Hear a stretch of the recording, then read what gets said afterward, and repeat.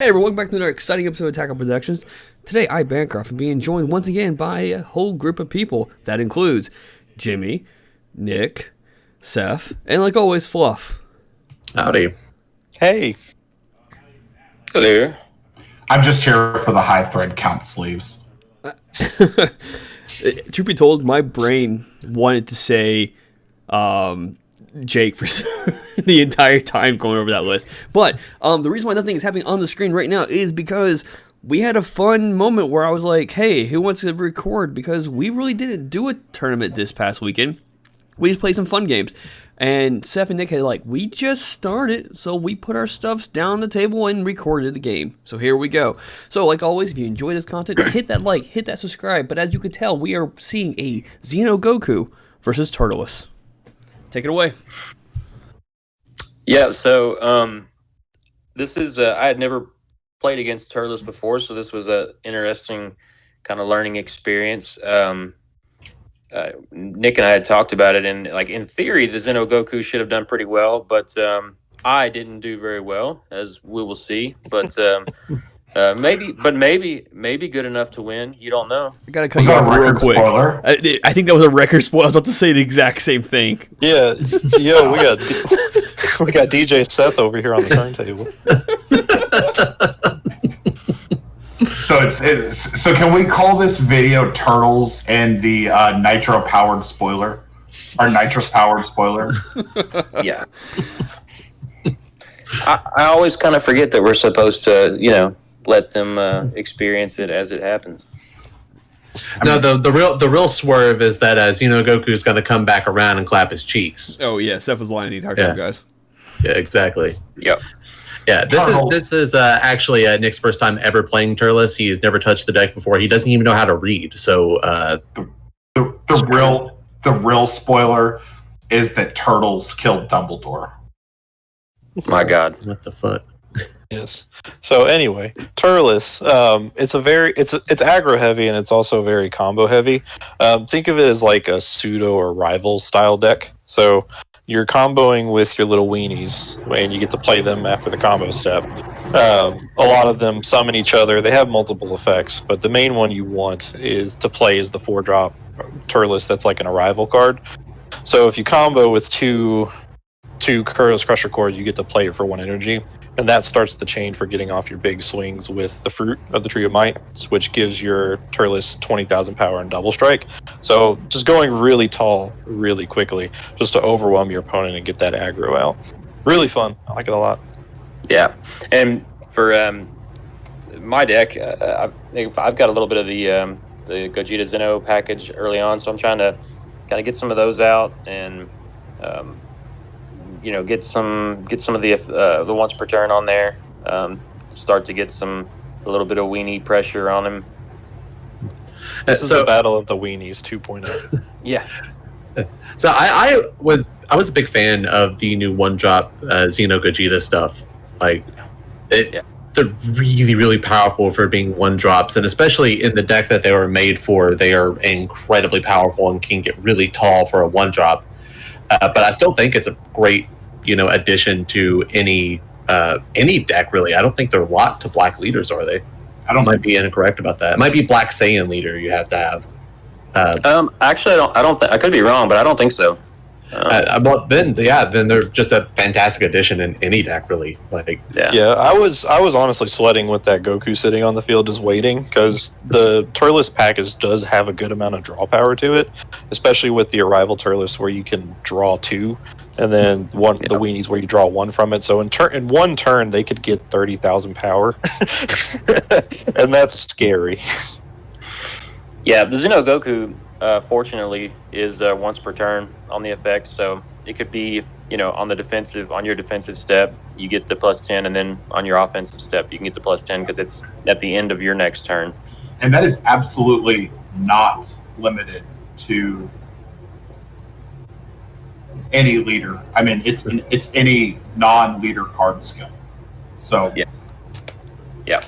I think we're going to see aggro decks in the future that will feature the 1-drop Goku and Vegeta from the Xeno package.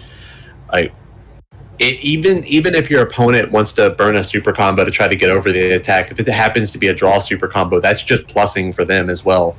Like, Fluff. you either have to expend everything that's not super combos. Hey, Fluff, or can you just mute the your mic real damage. quick? Yeah, I mean, He as has his aquarium going on. Leave him alone. I think it's as long air as it conditioning. hasn't, as long as the once per turn hasn't happened yet. I mean, yeah, if they did the super combo for sure. Yeah, they're really dope cards, and I'm glad to see them have some play outside of Xeno Gogeta. So I think I just overwhelmed for Revived Ravager. Basically trying to get some cheap pressure. The Overwhelm 3. Got the Super Saiyan 4 Gohan Unison out at this point. There was an Overwhelm, and I probably played him for I can't remember. I can't see if I played him for 2 or 1, but he's either at 2 markers or 3 markers at this point. Yeah, and this is the turn where I wanted to play my Turles card, so I was very adamant to not let you have that Xeno Goku anymore. Yeah. Because I like doing the double strikes. I don't like taking double strikes. That's no Same. Same thing. Yeah, exactly. And now one thing that I did miss that I mentioned a little later in the game was I forgot to resolve Tree of Might initially. So on my turn, I forgot to flip his life over, or the start of his turn, I forgot to flip the life over, but wasn't too bad. I recovered pretty quickly because you get them every turn, so wasn't the end of the world for me. But He actually didn't forget. He asked me to do it, and I just refused. yeah, because little fun fact, kids, you can actually stop if your opponent tells you to do something. You can just say no. Yeah. And that works. Yeah, if somebody swings Victory Strike, just say no. I'm not gonna take that attack. Mhm. And they can't force you to do it. They force you to do it. That could be classified as an assault. Yeah, if you don't vibe with it, then it's fine. Yeah, just because they had the money to purchase Victory Strike doesn't mean they get to push you around. Okay, that's something that any Dragon Ball player needs to know. Mm-hmm. There's a Champa. And there's a fruit. They do mostly the same things. Mostly. Except one is a arguably broken card and the other is Champa. Yeah, Champa is broken. What?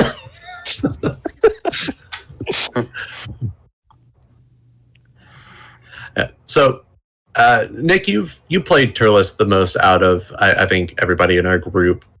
All 3 times. All 3 times that you've played Turles. So, with all the matchups you've had, do you have like a bad matchup for Turles in your mind? Or is Turles just one of those decks that just, if it can do what it wants to do, it's going to win because it's just big body double strikes? There's not really a bad matchup. So playing against, so the matches that I played against, boards that go wide kind of hurt Turles a little bit because you have weenie blockers, which is just 1. So you essentially only get 1 stop from a swing. So you can recur them if you have enough in your hands, because if you combo with the blocker one with the blocker one's attack, it'll play itself off. So boards that go real super wide, those would be a struggle. And then I'd also say probably just, I think blue might have a bad matchup against this, or this would have a bad matchup against blue. Just because a lot of mostly blue control decks just run hard, just counters.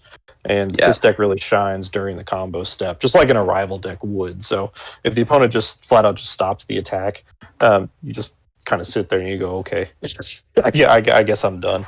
I got a quick question. Have you had a chance to play against Launch yet with Turles? No, I haven't. Because I just realized that Launch is all 3 cards that allow Launch to flip cards face up, State to flip all face up cards face down.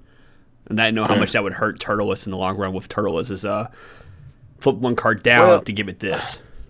Well, the good going back to the Arrival Turles, it does flip a card face up in life when you play it. So you just have to sequence it correctly. So on the defensive or offensive. Yeah, I think that gives good argument to run like the one drop Turles that also flips light face up, because tree procs on the beginning of Turles's main phase, correct? Or is it beginning of your opponent's? Yeah, Yeah, beginning of opponent. Yeah. So of course, launch with the right combo setup can flip the life face back face down, and then Turles just has to work a little bit harder to get those face up, which in the long run, you're only going to get to be able to probably fruit once per turn at that point, which sucks because Turles wants to be able to swing multiple times with every Turles and throw a fruit on each one. Yeah. And then I could also argue that the 4-drop Turles, the Cosmic Rogue, would really help that too, because that card just pluses everything, every Turles Crusher Core 10,000 attack power. So at that point, if you get it on the field, if the board's wide enough, you don't really need the fruit. Just for that final kill turn, just saying, this is my big swing, I'm going to hit you with a 40,000 double strike crit. So there's ways around it, but it's not 100% necessary like most matchups. Speaking of kill turns, I just wanted to play a Champa, and I just wanted to take 2 of your life, and you flexed on me super hard here. I think you played, was that 2 or 3 battle cards you played while you were comboing out of the Champa just then? Yeah. Almost misplayed with the combo. I only comboed 1, and then played the Turles, and I was like, oh, wait, hold on, 1 more. Yeah. So it requires 2 to combo, so able to stop it with a super combo, arrival, get draws, get attack power. Like, I don't like double strike. What about crit? Ooh. Ooh. That's even worse. I think I'd honestly rather take a double strike than a crit. Yeah, even if I'm at 2 life, I'd rather lose the game than take a fucking crit. Yeah, leave it in the comments. Would you prefer a double strike or a crit to your face? In real life, not the game. Yeah, real life. So a double strike would be what, like 2 quick jabs, and a crit would be just like 1 haymaker. Shot to the nuts. At one point, I do like the idea of comboing a blocker on top of your blocker to play the blocker when both of them goes to the drop. Yeah, it's really sneaky. And with the deck, you run 4 of them. You kind of have to, so you can see them pretty consistently. And with the, I think it's Almond.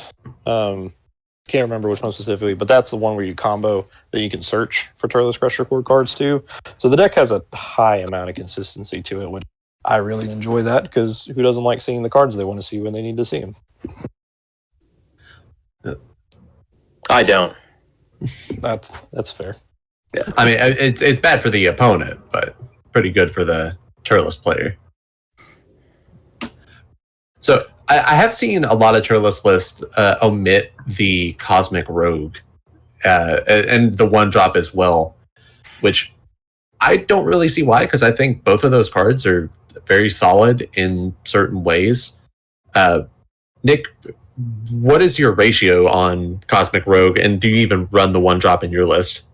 I do not run the 1-drop. I think it was kind of expensive before I was building the deck, so because everybody thought the same thing. They're like, "Oh, this is going to be the big piece." And granted, it's good. Like, it is a great card. It's honestly still expensive, given the fact that it's not really being run. Mm-hmm.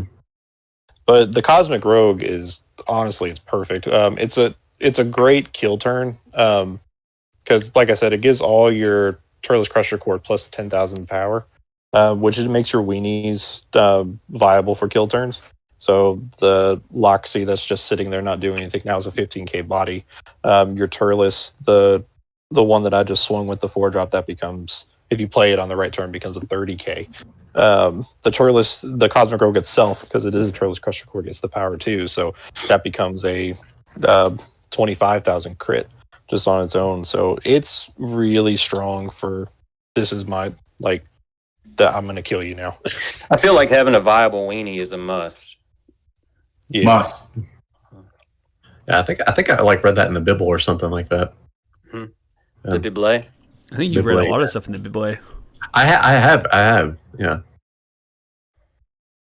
I mean, according to Master Shake, I wrote it, so And then as far as ratios, like you were saying, with the Cosmic Rogue, I run 3 of them because you can only really see it turn 3 because I think it has a 3 energy requirement before the cost to be reduced. If you have 3 or more energy. So you only need to run 3 of them, and you can find them easily because the leader would find it on its unawakened side because it searches, and you have the Diaz, the one that searches for Turles Crusher cores. So you can find what you need pretty easily.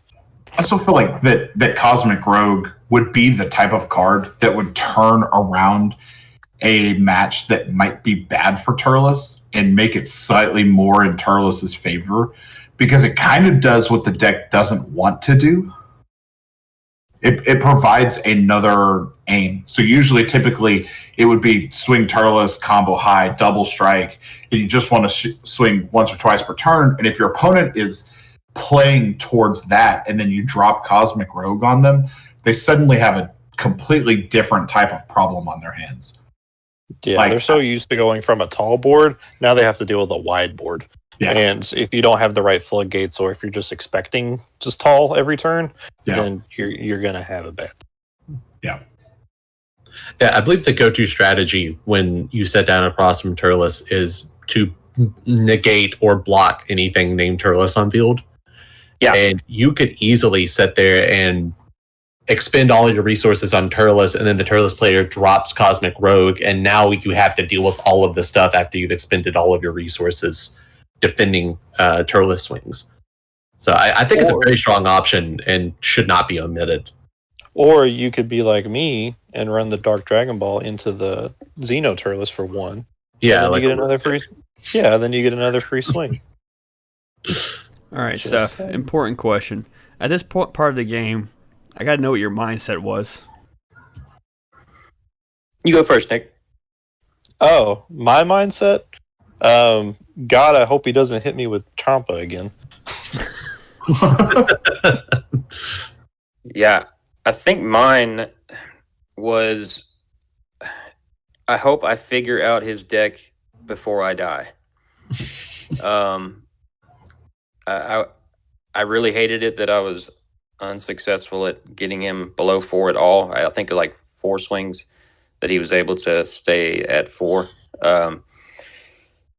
But yeah, I think I'm just digging right now.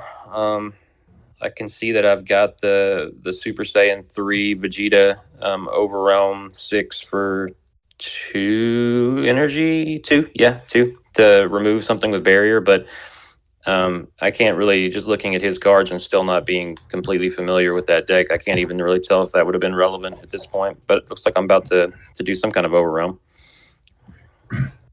Removing the Turles battle. Oh, go on. Sorry. No. You're fine. I was just going to say, removing the Turles battle cards honestly helps the deck in a lot of ways because it opens up their window to combo other things out from their hand. So, it's not really a good move, but if you let them persist, then they get to restand them and combo with them again, then combo fresh. So it's kind of a darned if you do, darned if you don't. So you either have to wipe the entire field at once, or kind of just prepare to deal with the recurrent Turles stuff. Yeah, and this is what I played the Desperate Onslaught Bardock that ignores blockers and combo pieces in the battle area, and he counterplayed it, which I think, how many, you got 2 blockers on field right now, Nick? Yeah, which right? that's one of the main defenses of the deck, besides Dormant, of course. It's just blockers for your defense, and that's what I was like, that's spicy as hell. I was like about to get my shit rocked by something I haven't seen in years. Yeah, no, you right call though. I mean, the real quick response. Yeah, so it's kind of rare to see a completely overwhelm based deck, especially in current meta.